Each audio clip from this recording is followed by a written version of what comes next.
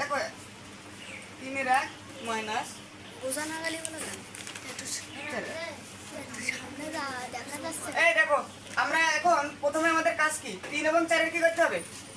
লসাগু লসাগু করতে হবে। লসাগু তো জানো কিভাবে করতে হবে জি 3 এবং 4 আমাদের এমন একটা সংখ্যা এখানে দিতে হবে যে সংখ্যা দিয়ে কি দুইটাকে কি করা যাবে ভাগ করা যাবে কি করা যাবে ভাগ করা এই দুইটাকে কি ভাগ করা যাচ্ছে এখন সংখ্যা না দিলে স্যার না স্যার তাহলে আমরা ডাইরেক্ট কি করে দেব গুণ কোন 3 এর 4 12 12 3 12 এর ভিতরে কয়বার যাবে 4 4 বার সেই 4 এর সাথে কি হবে 3 এর সাথে ভাগ হবে আর যে ভাগটা বেরোবে সেটা একের সাথে দিয়ে কি হবে গুণ গুণ হবে 4 ওকে 4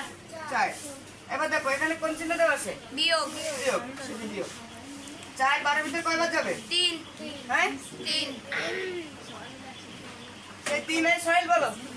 এই 3 একের সাথে কি হবে বিয়োগ হবে কি হবে